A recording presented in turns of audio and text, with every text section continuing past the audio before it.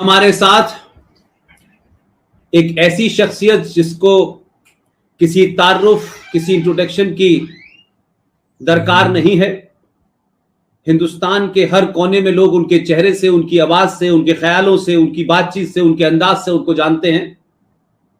میں بات کر رہا ہوں جناب طارق فتح صاحب کی، جو 1950 میں یا 49 میں شاید پاکستان کے کراچی شہر میں پیدا ہوئے، اور اسلامک ریپبلک آف پاکستان کا اسلام سے وہ اتنے گھبرائے، اتنے پریشان ہوئے کہ انہوں نے کہا کہ پھر اس اسلام سے ہم دوری بنا لیں، زیادہ اچھا ہے، اور پاکستان کو اسلام مبارک ہو. اور پھر وہ اس کے بعد کینیڈا چلے گئے اور وہاں وہ اپنے آپ کی وہاں کی ناگرکتا لی. آپ وہاں کے شہری ہیں، جرنلسٹ ہیں، آتھر ہیں، کمنٹیٹر ہیں. اور ان کی آپ کے انٹروڈکشن میں ایک چیز جو ہے وہ یہ ہے کہ ہم ایک ایسے کنفیوز فلسفے پہ کہ ایک دن اسلام پوری دنیا میں پھیلے گا، اس چکر میں ہم نے زندگی کا بہت وقت خراب کر دیا. طارق فتح صاحب، آپ کو خاص طور پہ ایک وجہ سے میں نے دعوت دی، کیونکہ ہمارے یہاں ٹیلی ویژن کی جو بحث ہوتی ہے اس میں وقت بڑا کم ہوتا ہے، اور ٹیلی ویژن کی جو کمپلشن ہوتا ہے وہ یہ ہوتا ہے کہ ٹیلی ویژن کو ٹی آر پی چاہیے ہوتی ہے، تو وہ کوشش کرتے ہیں کہ پرووک کریں اور پھر وہ لڑائیں. تو مجھے لگا کہ کچھ مدے ایسے ہیں جس کے بارے میں کم سے کم، کیوں رمضان کا مہینہ چل رہا ہے اور ہم تو اس جگہ سے نکل کے آئے ہیں جہاں پہلا روزہ رکھتے تھے، کیونکہ ہمارے سارے دوست مسلمان تھے، ہم پیدا ہی وہی ہوئے تھے، ہم تو نماز، اذان اور روزہ سے ہماری زندگی تھی. لیکن اب جو ایک ٹرینڈ بن گیا ہے کہ جب بھی کسی کی بات پسند نہ آئے اور آپ اپنے حساب سے اس کی بات کو انٹرپریٹ کر لیں، اور وہ انٹلیکچوئل بات کہے اور آپ کا ذہن ٹخنوں میں ہو اور آپ یہ سوچیں کہ بھئی ہم تو سوچ نہیں سکتے، تو وہ ٹخنوں سے سوچنا شروع کرتے ہیں. اور کچھ لوگ چھوٹے بھائی کا پاجامہ بڑے بھائی کا کرتا پہنے ہوئے کہیں بھی بیٹھ جاتے ہیں اور 5 لوگ اکٹھے ہوتے ہیں اور کوئی بھی دکان کا نام رکھ لیتے ہیں. ابھی حال کے دنوں میں ایک دکان شروع ہوئی ہے، اس کا نام ہے تحریک فوغ اسلام دلی. اب اللہ جانے یہ کہاں پیدا ہوئی اور یہ کیا ہے، تحریک فرق اسلام دہلی. اور 3-4 اس میں بے روزگار ٹائپ کے مولوی تھے، اور انہوں نے ایک فتویٰ جاری کر دیا صاحب کہ colonel R S N Singh, پشپن کمار، توفیل چترویدی، انکر آریہ، یہ تمام سارے لوگ جو ہیں انہوں نے رسول کی جو ہے وہ توہین کی ہے، اور ان کو ہم رمضان کے ایک مبارک مہینے کے 21ویں دن ہم ان کو سزا دیں گے، اور سزا نہیں دی گئی تو ہم یہ کریں گے وہ کریں. تو میں تو یہ بہت پہلے سے سنتا رہا ہوں فتویٰ. میری آج تک یہ سمجھ میں نہیں آیا کہ قرآن کی کس لائن میں ان جاہل مسلمانوں کو محمد صاحب نے یہ تائید کیا کہ بھائی میری شان میں گستاخی ہوگی تو تم سب کی گردن کاٹ دینا. یہ ان کو کس نے دیا، اور یہ کون ہیں، یہ آتھورائز بھی ہیں کہ نہیں ہیں، ان کی اپنی زندگی کیا ہے، اور یہ کون لوگ ہیں. اس سلسلے میں ایک نام کہہ کر کے میں آپ سے چاہوں گا کہ آپ اس پہ اپنا ریئیکشن دیں. ایک مولانا انوار الحق کا نام آپ نے سنا ہوگا. جی یہ کوئی بجنور کے ایک مولانا تھے.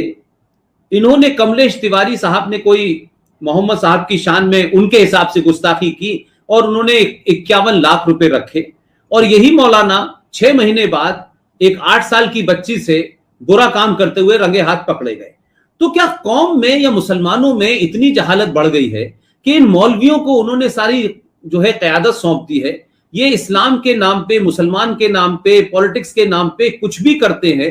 اور ایک ایسے ملک جو سیکولر ملک ہے، جہاں میجورٹی جو ہے ایک طریقے سے بہت مذہبی نہیں ہے، اس کے باوجود بھی ان کو یہاں بھی تکلیف ہے، اور یہاں بھی یہ غزوہ ہند کی باتیں اور اسلامک کیلفٹ کی بات کرتے ہیں. آپ اس کو کس طرح دیکھتے ہیں؟ کیا اسلام کے اندر کن لوگوں کو اس بات کی وہ ہے کہ وہ فتویٰ جاری کریں، یا یہ فتویٰ ہے یا فتویٰ کی آڑ میں آپ غنڈہ گردی کر رہے ہیں؟ کیا کہیں گے آپ؟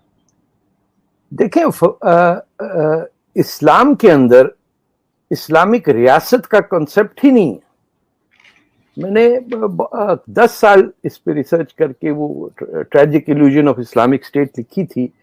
مجھے پورے پروفٹ محمد کے زمانے کے اندر کہیں یہ جستجو نہیں نظر آئی کہ کوئی ایک ورلڈ وائڈ امت ایک اسلام کا وہ ہوگا. خلافت ورڈ جو ہے اس کے اندر ہی پروفٹ محمد کے وفات کے 18 گھنٹے تک ہمارے نبی کو دفنایا نہیں انہوں نے، باہر لڑتے رہے، اور یہ اینڈ میں طے کیا کہ قریش جو ہیں وہ حاکم رہیں گے اور انصار جو ہیں، جو میجورٹی ہے عرب دنیا کی، یعنی جو کنورٹڈ مکہ سے نہیں ہیں، وہ ان کے سرور رہیں گے، یعنی خدمت گار رہیں گے. آپ دیکھیے کہ آج بھی ایران کا سپریم لیڈر کوئی ایرانی نہیں ہو سکتا. ایران کے قانون کے تحت ایران کا سپریم لیڈر عرب ہونا چاہیے، وہ بھی کالی ٹوپی والا، جو بنی ہاشم کی، قریش کی سب کلین بنی ہاشم کا ہو، وہ سپریم لیڈر ہو سکتا. وہاں تک بھی ایران کی تو جہالت ایک طرف ہے، لیکن ایران کے اندر لوگ ان مولویوں کے خلاف اٹھ کھڑے ہوئے ہیں، بے تحاشا لوگ مارے گئے، ہمارے دوست بھی گئے اس میں. کمیونسٹ پارٹی سے لے کے آپ بتائیے جو رائلسٹ تھے، سب کی ایسی تیسی ہوئی. اور جتنے باہر نکلے وہاں سے بھاگ کے، انہوں نے یہ ڈیمانڈ کی کہ ایران جب تک ایک سیکولر ملک جس میں مذہب اور سیاست الگ ہوگا، ہم واپس اپنے دیش نہیں لوٹیں گے. آپ انڈونیشیا میں دیکھیے، کنسپٹ ہی نہیں ہے کہ کوئی خلافت ہوگی. دنیا کا سب سے بڑا اسلامی ملک جہاں کوئی جنگ ہی نہیں ہوئی، وہاں کے پریزیڈنٹ کے پوتے کا نام نریندر ہے، ان کے جہاز کے گرودا ہے. آپ نوٹ پہ دیکھیے گنیش ہے. وہ مسلمان ہوئے لیکن انہوں نے اپنی تہذیب تو نہیں چھوڑی. نہ ترکوں نے اپنی تہذیب چھوڑی.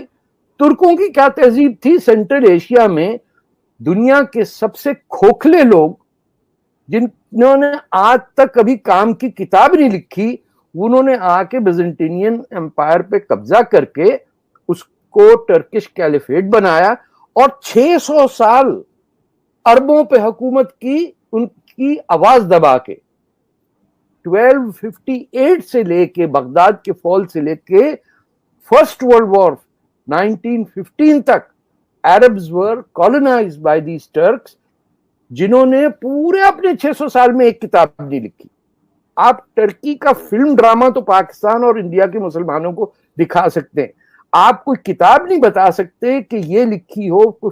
گریس سے ان کا مقابلہ ہے تو گریک فلسفی کے بجائے یہ کہا ہو، سوائے اس کے کہ دشمن کے نان مسلم پرزنرز آف وار کے بچوں کو ہائر کر کے جانثاری بنا کے ان سے لڑوایا جائے، یورپین سے. اور اس میں وہ ہار کے 9/11 جو سب سے پہلا تھا 1684 میں. اب یہ بھی لوگ بھول جاتے ہیں کہ 9/11 جو ہوا امریکہ میں، وہ کس کی شیڈو میں ہوا؟ وینا کے سامنے جب ان کی پٹائی ہوئی ترکوں کی، اور یہ وہاں سے جس دن وڈرا کیے، لتھوینیا اور پولینڈ کی فوجیں نے آ کے ان کو گیٹس آف وینا پہ مارا، وہ 9/11 تھا. اسی 9/11 کو لے کے انہوں نے حملہ کیا امریکہ پہ. یہ جو پین اسلامسٹ محمد علی جناح کی مسلم نیشنلزم ہے، یہ الگ چیز ہے. اور جو آرڈنری ہندوستانی یا ایرانی جو مسلمان ہوتا ہے، جیسے ہم بھی کنورٹ ہیں، ہم تو 1800 میں مسلمان ہوئے ہیں، قصور آ کے وہاں شیخ ٹائٹل دے دیا جاتا تھا. ہماری تو اینسیسٹری ہندوستانی ہے یا ہندو ہے، ہم ترک کیسے بن جائیں گے؟ ہندوستان کا مسلمان جو ہے وہ یا عرب بننا چاہتا ہے یا ترک، یا اپنے آپ کو کہتا ہے ہم فارسی بڑی اچھی بولتے ہیں، ازکند وسکند اس ٹائپ کی بات کرتا ہے، اور اپنے آپ کو ہندوستان سے کسی طرح الگ رکھنا چاہتا ہے. یہ آپ کو دنیا میں نہ نائجیریا میں ملے گا، نہ صومالیہ میں، نہ کانگو میں، نہ قزاقستان میں، کہیں نہیں ملے گا. یہ بدقسمتی اور لعنت صرف ہم پہ ہے کہ ہم ان لوگوں کی عزت کرتے ہیں جنہوں نے ہمارے ماؤں کی عزت لوٹی. ہم اپنا، جن لوگوں نے آ کے لاہور شہر کو آگ لگا دیا عبدالی نے، وہ ہمارے ہیرو ہیں. جو ہمارے ماں باپ، بہن بھائی، لڑکیاں جو اجڑ کے لے کے گئے، وہ ان کو ہم بھول جاتے ہیں.